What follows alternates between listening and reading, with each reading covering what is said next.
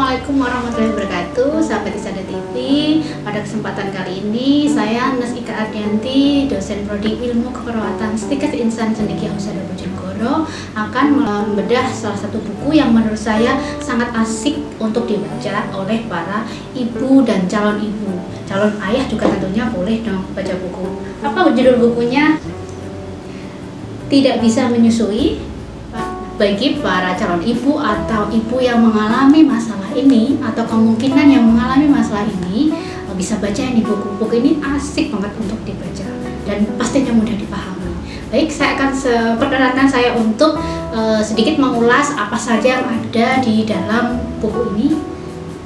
Oke, buku ini dari Gema Indonesia Menyusui, penulisnya Dr. Arifianto SPA, dan dokter spesialis anak. Kemudian penerbitnya Naura Books. Buku ini diterbitkan pada tahun 2019. Itu saja mungkin yang bisa saya sampaikan di buku ya. Buku ini menurut saya, pendapat saya pribadi, sangat mudah dibaca karena full color dan juga penjelasannya sangat simpel dengan bahasa yang sangat mudah dipahami oleh orang awam tentunya. Baik, yang pertama, mengapa sih ibu harus menyusui bayinya? Di dalam buku ini menjelaskan bahwasanya kenapa ibu harus menyusui bayi. Yang pertama adalah kandungan ASI itu tidak bisa ditemukan di susu formula merek apapun. Jadi alangkah sayang sekali bila ibu menyusui atau busui tidak memberikan ASI kepada bayinya.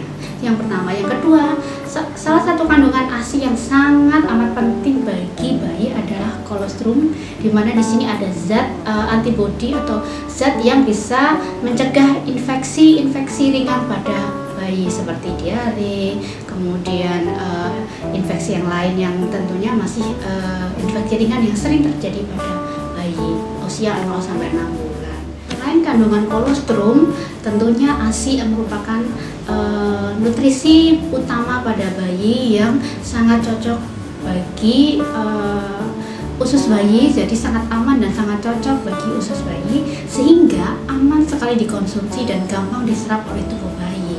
Jadi mencegah resiko misalnya gangguan konstipasi atau sembelit ataupun diare pada bayi yang biasa didapat ketika bayi Anda mendapatkan susu formula. Jadi resiko-resiko seperti sembelit dan juga diare pada bayi Anda itu akan hilang ketika Anda memberikan ASI eksklusif.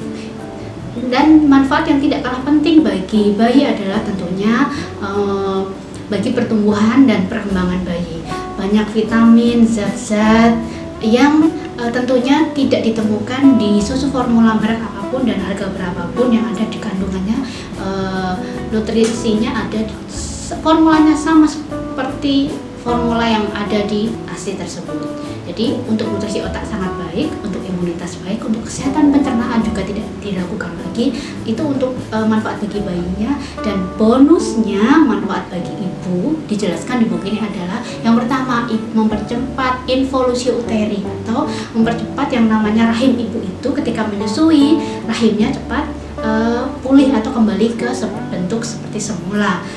Kemudian yang kedua adalah secara otomatis ketika ibu menyusui terjadi perlekatan, ada sentuhan skin to skin antara bayi dengan ibu, sehingga ini akan menjalin membangun hubungan atau jalinan emosional antara ibu dengan bayinya.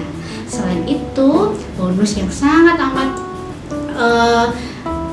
penting atau biasanya paling dianggap penting oleh ibu menyusui adalah penurunan berat badan yang tanpa harus diet.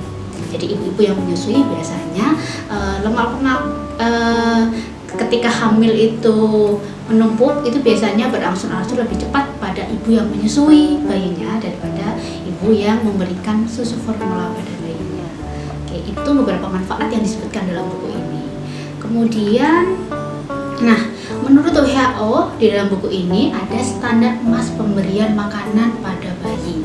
Yang pertama, IMD, inisiasi menyusui dini. Momen ini sangat penting tadi untuk membina hubungan antara ibu dan bayi, perlekatan pertama, sentuhan skin to skin, jadi ada kedekatan, jalinan emosional yang akan terjalin antara ibu dengan bayinya tentunya. Yang kedua, pemberian ASI eksklusif. seperti kita ketahui bahwa pemberian ASI eksklusif itu ASI eksklusif diberikan 0 sampai 6 bulan. Jika dalam kurun waktu 0 sampai 6 bulan maksud saya, bayi mendapatkan makanan tambahan selain ASI. Artinya bayi ibu tidak mendapat ASI eksklusif, karena ASI eksklusif hanya definisi ASI eksklusif yang bisa dikatakan ASI eksklusif adalah ketika bayi hanya mendapat ASI saja dari umur 0 sampai 6 bulan ya. Dalam tanda kutip ini selain misalnya seperti obat-obatan ketika si bayi memerlukan terapi medis tentunya ya. Kemudian pemberian MPASI. MPASI itu diberikan pada bayi atau anak di atas usia 6 bulan. Kenapa Bunda? Karena pada bayi usia 6 bulan organ pencernaannya, lambung, usus halus, usus besarnya itu sudah mampu mencerna makanan tambahan. Meskipun mulai dari bubur lunak, jus, sari buah dan sebagainya. Jadi anak usia 0 sampai 6 bulan itu hanya secara organ pencernaannya itu terdesain makanan yang paling cocok adalah ASI saja gitu. Kemudian yang keempat, pemberian ASI ya, bukan ASI eksklusif. Kalau ASI eksklusif 0 sampai 6 bulan, tapi pemberian ASI tetap dilanjutkan hingga si anak berusia 2 tahun. Jadi ketika 0 sampai 6 bulan pemberian hanya ASI saja makanannya ya. Kemudian setelah 6 bulan ASI plus MPASI bertahap dari bubur halus naik sampai menyesuaikan dengan organ pencernaannya. Misal tumbuh gigi, berarti sistem pencernaannya sudah mulai bisa mencerna bubur kasar dan lain sebagainya, dan naik tentunya. Kemudian pemberian ASI dilanjutkan sampai anak usia 2 tahun seperti itu. Kemudian tahapan produksi ASI. Tahapan produksi ASI ini yang pertama tahap laktogenesis. Dalam buku ini menjelaskan ada 3 tahapan. Yang pertama tahapan laktogenesis, yaitu pada saat ibu hamil, pada saat si ibu masih hamil.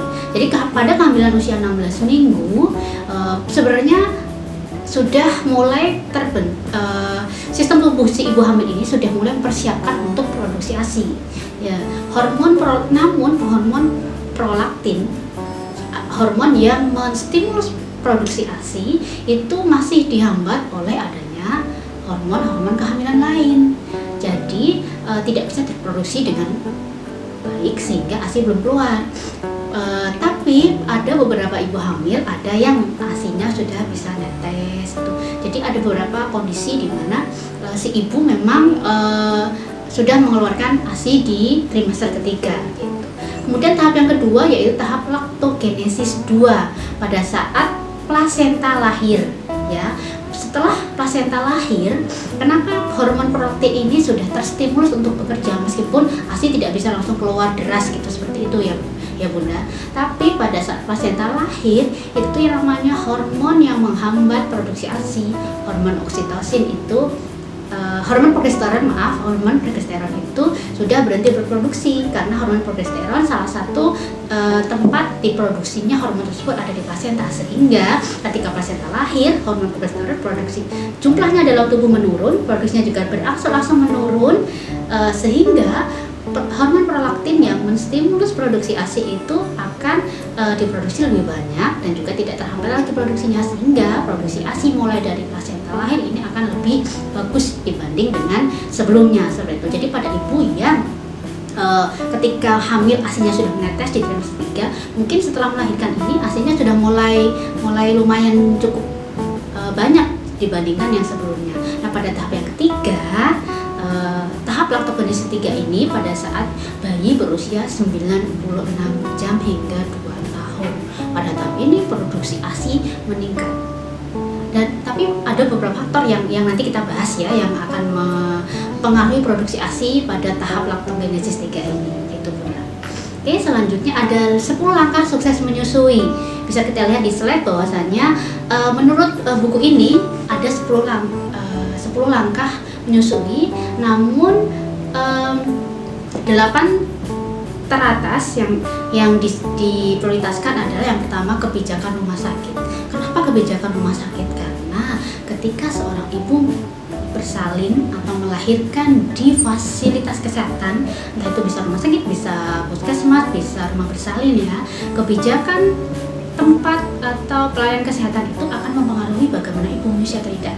Sebagai contoh, misalnya ibu mau melahirkan di klinik ataupun di rumah sakit ataupun di rumah bersalin bidan gitu ya. Ketika pihak atau instansi layanan kesehatan tersebut misalnya tanda kutip bekerja sama dengan salah satu merek susu formula gitu, menawarkan ada promo nih Bu, paket melahirkan, kemudian ada susu formula merek A atau B atau C yang bla bla bla, dan efeknya seperti ini, mengandung zat ini dan sebagainya, itu bisa jadi mempengaruhi si ibu dalam pemberian ASI eksklusif. Jadi bisa jadi si ibu memberikan ASI tapi juga didampingi oleh formula, karena ketika hari pertama hampir 70% ibu melahirkan di hari pertama itu ASI-nya masih netes, jadi belum keluar banyak, sehingga bisa mempengaruhi ibu untuk memberikan pilihan alternatif memberi susu formula dahulu sambil menunggu ASI-nya lancar seperti itu. Kemudian yang kedua, kompetensi staf. Jika stafnya juga memberikan edukasi tentang pentingnya ASI eksklusif, kemudian mempromosikan, menggalakkan pemberian ASI eksklusif, itu juga akan mempengaruhi bagaimana si ibu bisa sukses menyusui atau tidak. Kemudian bagaimana si staf atau dalam tanda kutip di sini adalah profesi bidan dan perawat ya. Tanpa saya tidak menjustifikasi profesi ini, tapi mungkin seandainya ada oknum dari kedua profesi ini yang memang menawarkan susu formula, itu juga akan mempengaruhi. Sebaliknya, jika para perawat dan juga bidan ini justru mengkampanyekan ASI eksklusif pemberiannya, otomatis akan meningkatkan keberhasilan menyusui pada ibu dan kepada anaknya tadi, dengan cara selain memberikan edukasi, yaitu dengan mengajari bagaimana teknik menyusui yang benar. Jadi pada ibu primipara yang baru memiliki anak pertama, otomatis si ibu ini banyak kebingungan gimana cara menyusui, yang ada problem masalah puting susu belum keluar dan sebagainya. Ini juga akan menjadi stresor, dimana ketika dia belum berhasil menyusui, anaknya rewel, ASI-nya belum keluar, mungkin akan memilih memberi susu formula. Dan ini peran staf atau tenaga kesehatan di sini yang di depan. Di sini kalau kita bicara terkait dengan ibu hamil dan ibu melahirkan di layanan kesehatan, pasti ujung tombaknya adalah si pemberi layanan itu adalah perawat, bidan, dan juga dokternya ya. Kemudian selanjutnya yang keempat berarti adalah perawatan setelah melahirkan. Nah, perawatan ini tidak hanya berfokus pada siapa yang beri perawatan di rumah sakit, yaitu perawat atau bidannya, tapi juga keluarga yang merawat ibu hamil, ibu melahirkan ini. Jadi selain tenaga kesehatan yang merawat, juga keluarga. Ketika keluarga yang memberi perawatan pada ibu melahirkan ini misalnya memiliki budaya, persepsi atau pendapat atau pengetahuan tentang misalnya diet pada ibu melahirkan, ibu setelah melahirkan gitu ya, ada pantangan makan A, B, C, pantangan mengkonsumsi minuman A, B, C gitu. Itu bisa mempengaruhi produksi ASI, sehingga ketika produksi ASInya kecil atau mungkin malah justru ini ya tidak keluar ASInya, itu juga akan bisa saja mempengaruhi pemberian atau keberhasilan pemberian ASI eksklusif gitu. Kemudian yang kelima, mendukung ibu untuk menyusui. Ini peran support system dari keluarga tentunya. Ketika misalnya keluarga mendukung pemberian ASI eksklusif ketika hari pertama ASInya belum keluar, keluarga bisa memberikan booster ASI, misalnya kalau dari makanan, misalnya pemberian makanan kacang, kemudian minuman seperti susu almond dan banyak lagi referensi booster ASI yang bisa dibeli di pasaran, banyak sekali. Itu juga akan mempengaruhi bagaimana proses ibu menyusui bisa sukses atau berhasil dalam proses dia menyusui seperti itu. Kemudian yang keenam, pemberian suplemen. Tadi sudah masuk penjelasan dukungannya. Jadi dukungan itu tidak hanya mendukung bagaimana pemberian suplemen, tapi juga memotivasi si ibu yakin bahwa ini peran keluarga, peran orang tua dan juga peran suami.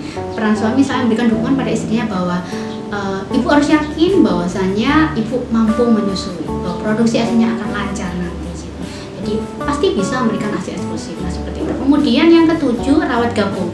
Nah kalau kita bicara rawat gabung antara ibu yang setelah melahirkan dengan bayinya, tidak semua ibu yang melahirkan di fasilitas kesehatan itu memilih rawat gabung dengan bayi yang dilahirkannya. Kan ada juga yang bayinya dirawat di ruangan neonatus, kemudian ibunya dirawat di ruangan gitu. Nah lebih baik kalau menurut buku ini itu dirawat gabung antara ibu dan bayinya. Kenapa? Ketika dirawat gabung, ibu itu akan lebih sering belajar menyusui bayinya, dan di sini yang belajar tidak hanya ibunya, si bayi juga akan belajar bagaimana cara menyusu.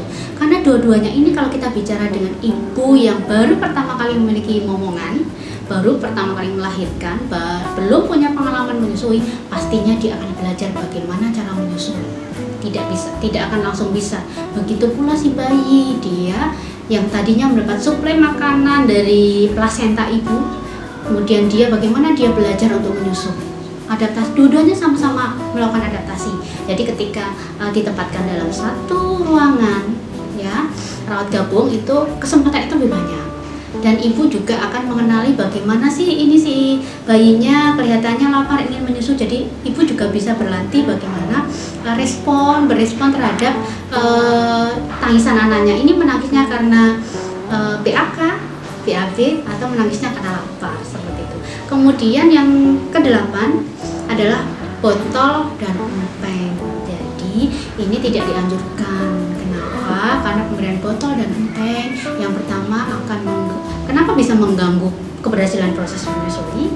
Karena menurut hasil penelitian, penggunaan botol dan empeng bisa membuat bayi bingung puting susu. Jadi puting susu ibu dengan empeng botol itu kan sangat beda, teksturnya beda. Meskipun ada teknologi yang dibuat silikon dan sebagainya, tetap teksturnya beda ya. Jadi si bayi akan cenderung bingung karena ketika pakai botol itu kan sudah ada lubang. Kadang-kadang tanpa bayinya menghisap itu sudah netes, tapi kalau di puting ibu si bayi harus menghisap. Dan perbedaan itu yang kadang-kadang membuat bayi bingung puting. Ketika bingung puting, apa yang terjadi? Ada dua hal yang bisa terjadi. Yang pertama, bisa saja si bayi tidak mau menyusu ibu, lebih memilih menyusu botol.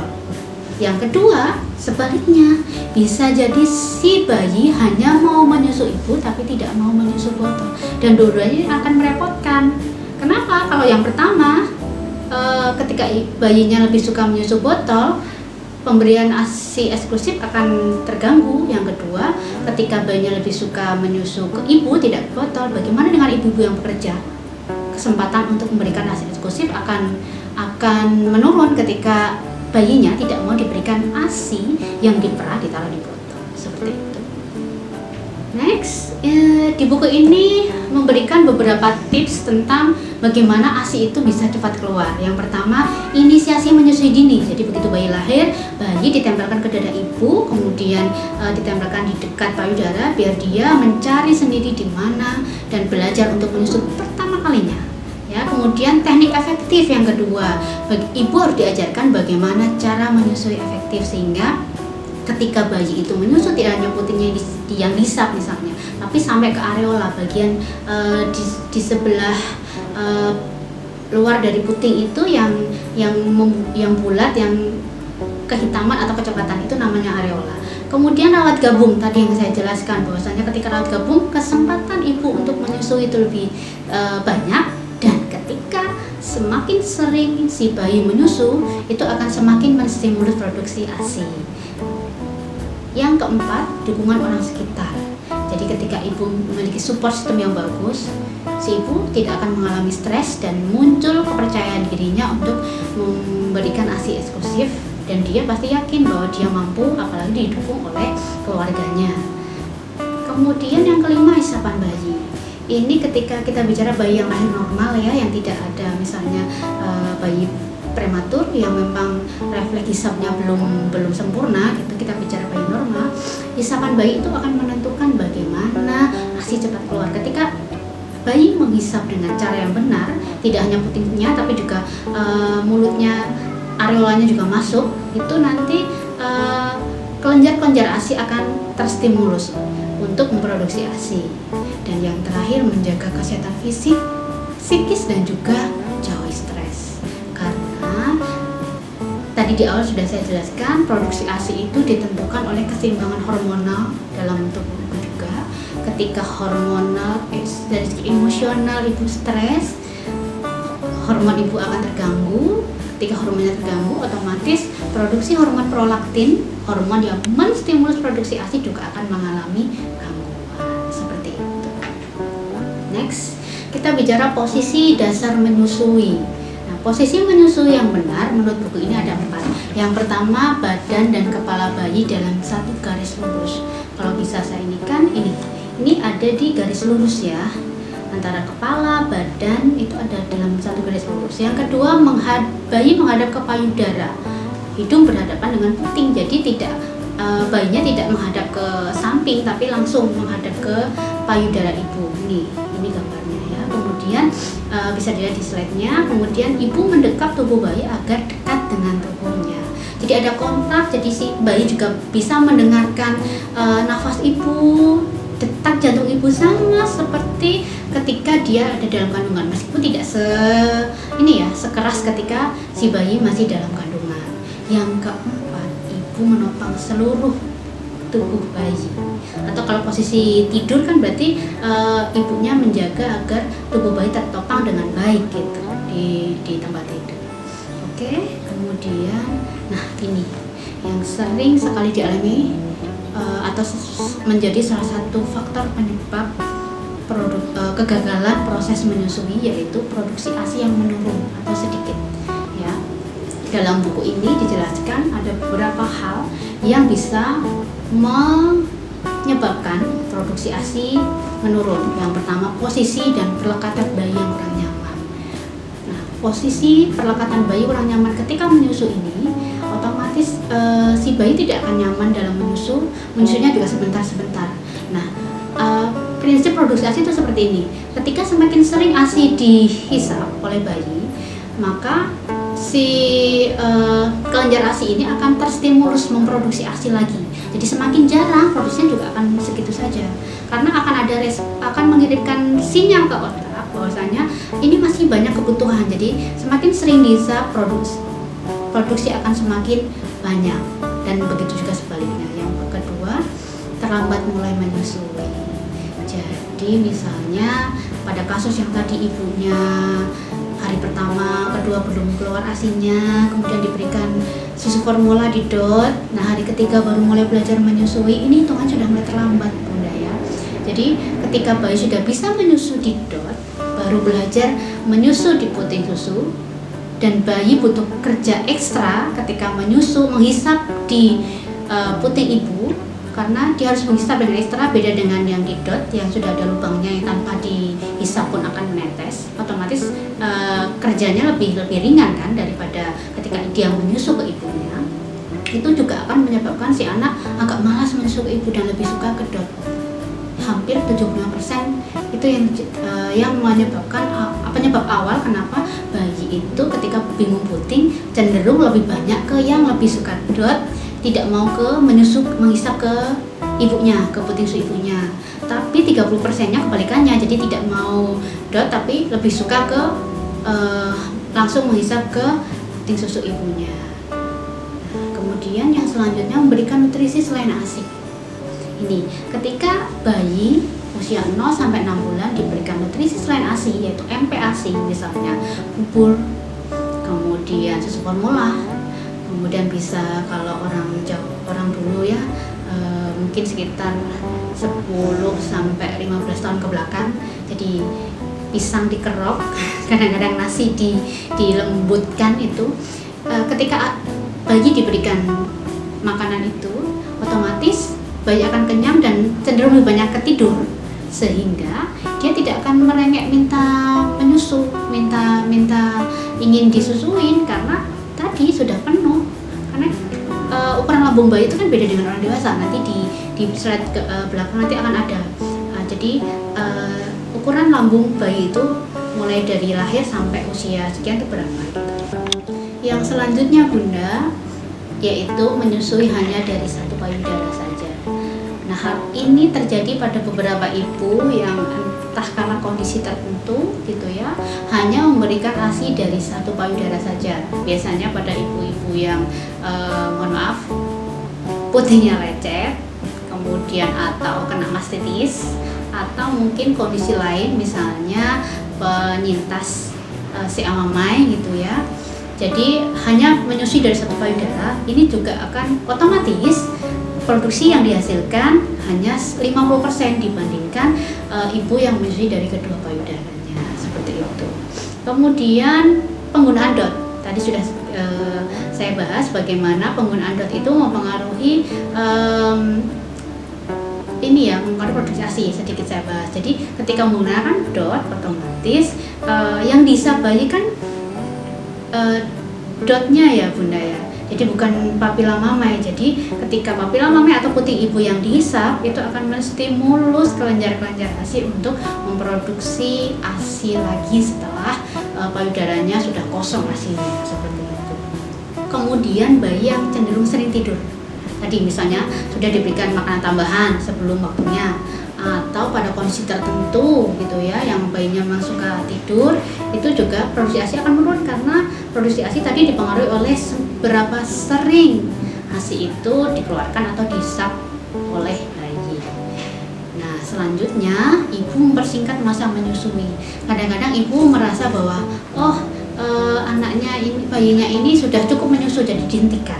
Jadi tidak begitu sepuasnya si bayi. Jadi bagaimana cara mengetahui bayi ini sudah puas minum ASI atau belum? Jadi ketika si bayi melepaskan dengan sendirinya puting susu ibu dari mulutnya, itu tandanya si bayi sudah merasa puas atau merasa cukup meminum ASI, Bunda ya. Kemudian gangguan kesehatan. Pada beberapa kasus entah ini bisa saja ibunya atau bayinya yang mengalami gangguan kesehatan sehingga proses menyusui tidak bisa dilakukan. Ini juga akan menurunkan produksi ASI. Kemudian penggunaan nipple seal, ya ini juga akan mempengaruhi tadi karena yang dihisap bukan puting payudara ibu tapi nipple yang lainnya gitu ya. Yang terakhir, minum terjadwal. Jadi si ibu merasa bahwa kata bidan 2 jam sekali baru menyusui. Jadi kalau sebelum 2 jam atau ibu punya pengetahuan dari sumber mana gitu ya, 2 jam sekali baru ibu menyusui, itu juga akan menurunkan produksi karena yang terbaik adalah ketika ibu memberikan ASI sesuai dengan kebutuhan bayi. Ketika bayinya menangis meminta ASI dengan gestur mulut yang mencari puting, itu bertanya si bayi lapar. Next, kita sampai pada tips meningkatkan produksi ASI. Nah, dalam buku ini Bunda ada 10 hal yang disebutkan atau tipsnya dalam meningkatkan produksi ASI. Yang pertama, menyusui secara efektif dan efisien. Bagaimana? Ya tadi, waktunya itu sesuai dengan kemauan bayi, ya, tidak dibatasi mau pagi, siang, sore, malam, kecuali pada ibu yang bekerja. Jadi pada ibu yang bekerja yang diharuskan ya ibu harus dituntut harus pumping ASI. Ya, pumping ASI misalnya 1 jam sekali, jangan menunggu 2 jam sekali. Begitu kerasa payudaranya penuh, jangan menunggu payudaranya sampai netes ya, itu diperah atau dipumping gitu ya. Kemudian menyusui sesering mungkin, ini hanya bisa dilakukan oleh ibu yang menyusui secara langsung ya, tidak ibu yang memberikan ASI perah atau ASI perahan gitu. Kemudian yang ketiga, menghentikan penggunaan DOT dan menghentikan pemberian nutrisi lain. Ini khusus pada ibu yang memberikan ASI langsung ya, karena pada sebagian ibu yang memang dia bekerja memberikan ASI perah atau ASI itu tetap harus menggunakan DOT, tapi diupayakan pemilihan DOT-nya yang semirip mungkin dengan anatomis dari payudara ya Bunda. Banyak sekali sekarang DOT yang tingkat kemiripannya itu lebih tinggi dari mulai bentuknya, bahannya, kelenturannya dan lain sebagainya. Tapi memang yang prioritas sih kalau bisa menyusui langsung itu akan lebih baik gitu ya. Kemudian yang keempat, melakukan skin to skin. Jadi ketika ada sentuhan skin to skin itu akan menstimulus produksi ASI karena ya tadi si bayi menghisap langsung. Kemudian yang kelima, menyusui kedua payudara bergantian. di ketiga yang kanan, jadi produksinya akan sama-sama, dua-duanya akan produksi ASI yang sesuai yang dibutuhkan oleh si bayi. Yang keenam adalah breast compression atau pelapukan pijat payudara. Ini pesan saya pada ibu atau calon ibu nanti ketika melahirkan di tempat pelayanan kesehatan, bisa minta diajari oleh bidan atau perawat, ya. Atau ibu-ibu yang lagi hamil, biasanya di kelas-kelas ibu hamil itu ada sesi edukasi tentang ini. Jadi harus mengikuti itu. Jadi nanti sama suaminya diajak untuk kelas ibu hamil pada saat materi tentang pijat payudara ini gitu. Nah, karena yang melakukan pijat kan bisa terapis atau bisa kalau suaminya sendiri bisa diajarkan, kenapa tidak gitu ya. Kemudian yang ketujuh adalah perah ASI. Pada ibu-ibu yang tidak bisa atau berhalangan memberikan ASI secara langsung, misalnya di tengah pandemi COVID ini gitu ya, tidak mendoakan, tapi kan pada kondisi yang tidak diinginkan tadi, seandainya si ibu terpapar COVID gitu ya, ASI-nya diperah gitu. Kemudian pada ibu-ibu yang bekerja tentunya harus merah ASI kan gitu. Yang ke-8, penggunaan suplemen ASI. Nah, suplemen ini tadi sudah jelaskan, suplemen ini berpengaruh. Jadi suplemen ini tidak harus misalnya produk-produk yang memang berbentuk obat gitu ya, tapi juga bisa tadi seperti susu kedelai, kemudian bisa susu almond, kacang-kacangan, mengkonsumsi kacang rebus, nah sebagainya, itu juga bisa menjadi suplemen ASI gitu. Kemudian istirahat yang cukup, karena ketika istirahatnya kurang, ibunya bisa stres itu bisa mengganggu produksi ASI. Dan yang ke-10, yang terakhir, konsumsi makanan bergizi ini wajib pada ibu menyusui. Ibu menyusui tidak boleh tarak, misalnya ada budaya tarak, misalnya tidak memakan makanan daging, ayam, telur dan lain sebagainya, karena dikhawatirkan luka jahitan atau luka pos melahirkannya nanti nggak sembuh-sembuh, atau ASINya berbau amis atau apa itu ya, karena riset membuktikan bahwa itu tidak ada hubungannya. Jadi justru ketika ibu melakukan diet itu atau tarak, membatasi konsumsi makanan, padahal makanan itu keanekaragamannya atau zat-zat gizinya sangat dibutuhkan untuk produksi ASI, itu juga nanti akan mempengaruhi produksi ASI seperti itu. Nah, selanjutnya jenis ASI. Pasti bunda-bunda di sini yang sudah pernah menyusui ya, pasti pernah mengeluarkan ASI itu warnanya kuning kental gitu ya pada saat hamil atau awal-awal melahirkan. Setelah melahirkan, itu namanya kolostrum bunda. Jadi ada yang namanya kolostrum, ASI transisi, ASI matang. Jadi kolostrum itu adalah ASI yang keluar pertama kali, bisa keluar setelah melahirkan, bisa keluar pada saat masih hamil ya. Kemudian ASI transisi adalah ASI yang keluar setelah kolostrum. Ini biasanya keluar ya, hampir 99% keluarnya adalah setelah bayi lahir bunda ya. Yang ketiga adalah ASI matang. ASI matang ini ASI yang keluar pada hari ketiga ya, hari ketiga dan seterusnya gitu ya, sampai ASI itu benar-benar masih terproduksi gitu. Jadi ASI ini identiknya berwarna putih, kadang-kadang kental, kadang-kadang putih tapi bening, itu tergantung dari asupan makanan. Ketika asupan makanan nutrisinya bagus, pasti ASINya putih kental. Tapi kalau asupan makanannya rendah protein misalnya, kemudian zat-zat gizi yang dibutuhkan itu rendah dikonsumsi, hanya karbo saja misalnya, itu juga akan mempengaruhi kekentalan atau kualitas dari ASI itu sendiri. Nah, pada ASI matang itu ada yang namanya foremilk dan hindmilk atau ASI depan dan ASI belakang. Ini penyebutannya hanya karena ASI yang foremilk ini ASI yang keluar pada saat awal menyusui. Ini tinggi laktosa bunda. Jadi makanya harus bergantian, jadi sama-sama dapat laktosa. Dan hindmilk ini adalah ASI yang belakang, ASI yang keluar di akhir menyusui, yang penghabisan gitu ya. Jadi banyak mengandung lemak, dan dua-duanya zat ini baik laktosa maupun lemak itu sama-sama dibutuhkan untuk pertumbuhan dan perkembangan bayi Anda gitu bunda. Nah, ini kapasitas lambung bayi. Jadi ketika bayi usianya 1 hari hari lambungnya masih sebesar kacang senat atau kelereng bunda. Jadi jangan khawatir ketika ASI bunda itu masih belum lancar, hanya menetes saja. Tidak perlu bingung berikan susu formula langsung 20 cc, 10 cc, tidak, karena lambungnya masih sebesar ukuran kelereng bunda. Dan kalau si bayi ini lahir normal, tidak berat badannya rendah atau BBLR, itu ada yang namanya lapisan lemak coklat bunda di bawah kulit bayi yang itu bisa diolah, dimetabolisme oleh tubuh bayi menjadi energi. Jadi bunda tidak usah khawatir gitu ya. Kemudian pada 3 hari ketiga itu lambung bayi bisa sebesar kepalan tangan bayi. Kepalan tangan bayi ya bunda, bukan kepalan tangan orang dewasa ya.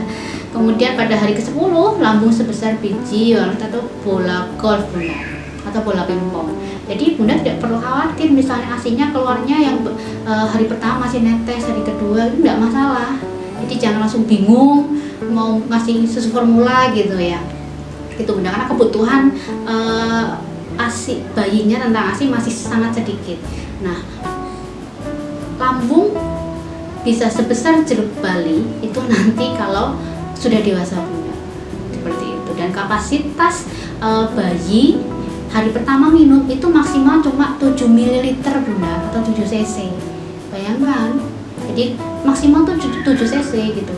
Kalau untuk hari ketiga dan seterusnya itu bisa 20 sampai 27 ml. Nah, usia 10 hari itu bisa sekitar 30 sampai 60 ml, tergantung dari usia bayinya, seperti itu bunda. Tadi kita sudah bicara kapasitas lambung bayi. Nah, sekarang ada asupan rata-rata bayi minumnya bayi baru lahir ya. Ini persesi minum ini bisa dilihat sendiri hari keempat, hari pertama 2 sampai 10 mili, hari kedua, hari ketiga, dari keempat ya bunda. Kemudian kapan sih perlu donor ASI gitu? Karena kan kita sering dengar ya istilah donor ASI gitu ya. Saya di sini tidak berbicara atau berpendapat ya terkait donor ASI itu boleh atau tidak gitu ya, karena memang ada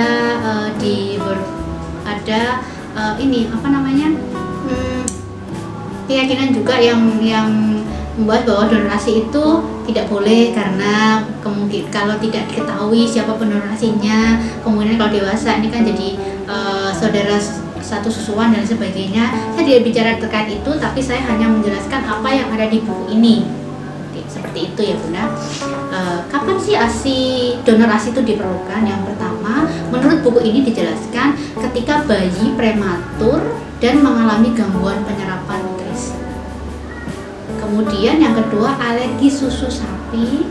Yang ketiga, gangguan imunitas. Yang keempat, ibu meninggal dunia. Yang kelima, bayi diadopsi. Dan yang terakhir atau keenam yaitu pengangkatan kedua payudara ibu. Jadi ibunya, intinya kapan donor ASI diperlukan? Ketika ibu tidak mampu menyusui bayinya, seperti itu. Next, sekarang tanda bayi lapar. Jadi ketika bunda tahu kapan bayi lapar, bunda tentunya akan mengetahui kapan harus menyusui gitu.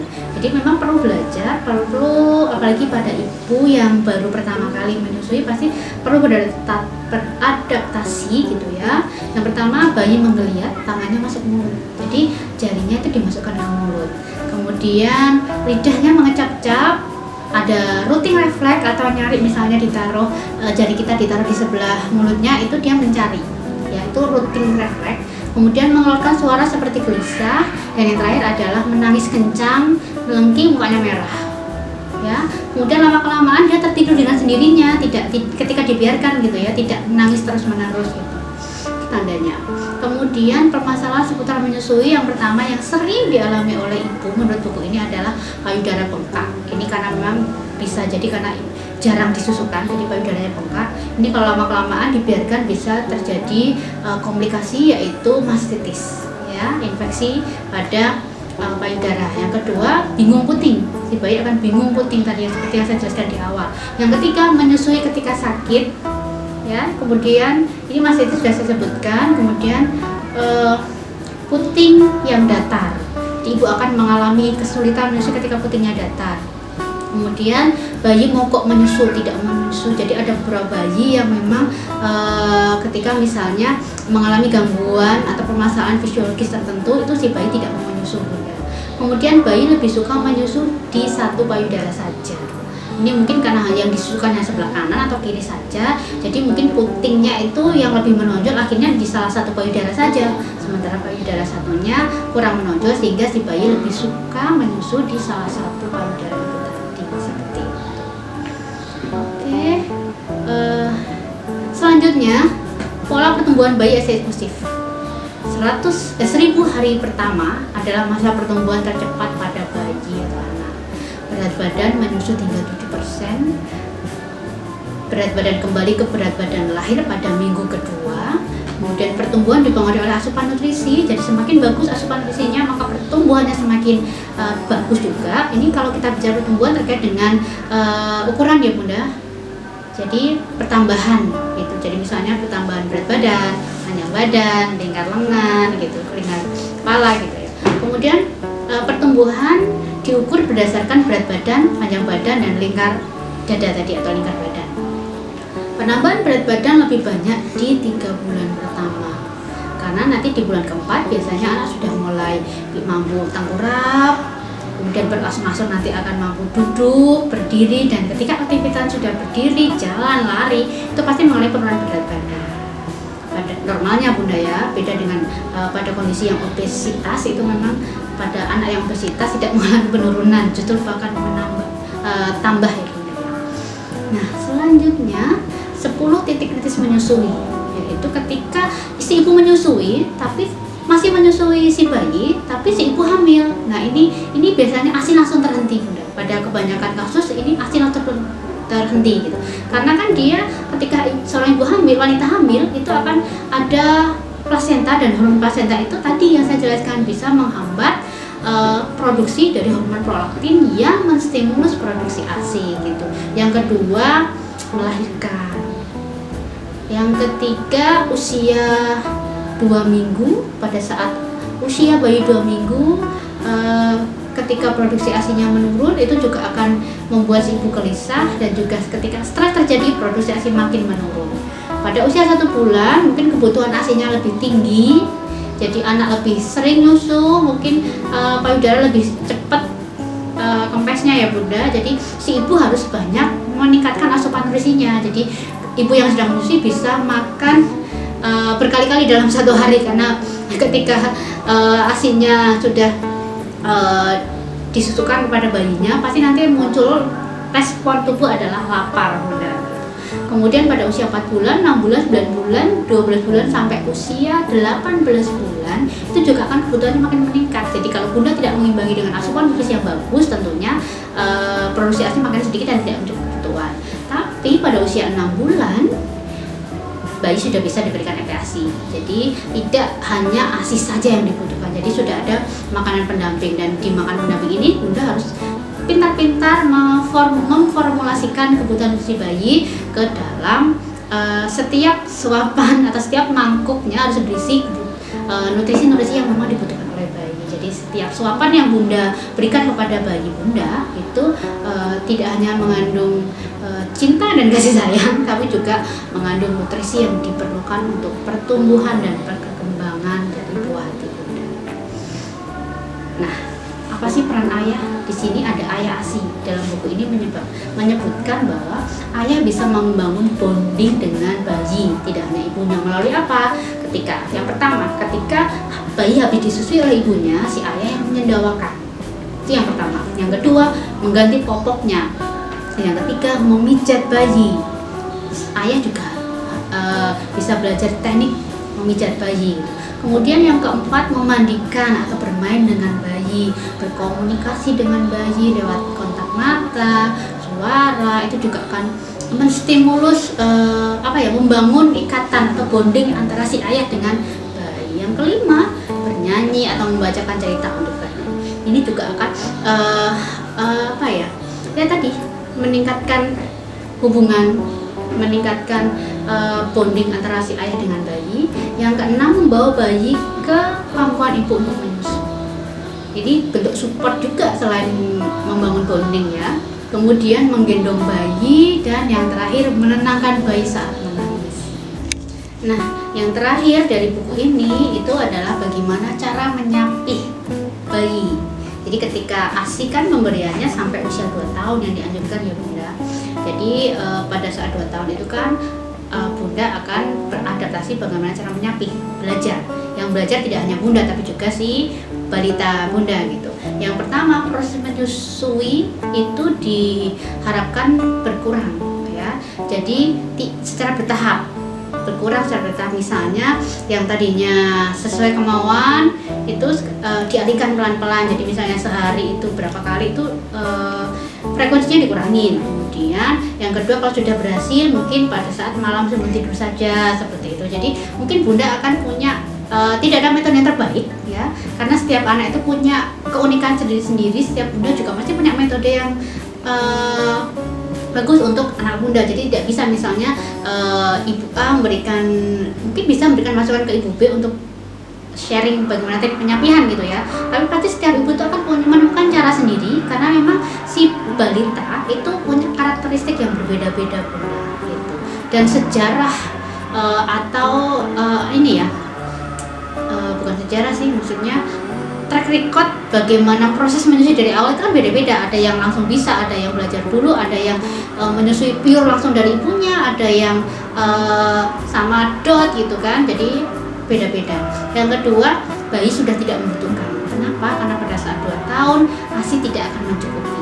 Bahkan ketika cenderung menyusu ASI, nutrisi akan berkurang. Mending diganti dengan susu formula sebagai makanan tambahan ya, selain makanan yang lain itu diberikan di gelas Bunda gitu. Kemudian karena bayi sudah mengkonsumsi makanan padat, dan bayi juga belajar minum dari gelas dengan cara seperti itu tadi. Nah, umumnya menyusui di Indonesia itu berhenti di usia 2-4 tahun, karena di beberapa daerah masih ada anak yang 4 tahun 3-4 tahun itu masih menyusu pada ibunya. Tapi ini kurang efektif Bunda. Jadi WHO itu menyarankan 2 tahun itu anak harus disapih atau belajar disapih start mulai usia 2 tahun gitu. Jadi bisa 2 tahun lebih sekian bulan kan berhasilnya, karena proses penyapihan itu tiap anak keberhasilannya berbeda-beda untuk jangka waktunya. Nah tadi dan yang harus dihindari adalah menyapih secara mendadak, itu dihindari. Tapi pada kondisi, karena akan menimbulkan stresor pada si anak, dan ini bisa terjadi masalah-masalah psikologis yang misalnya anaknya bisa tantrum dan lain sebagainya.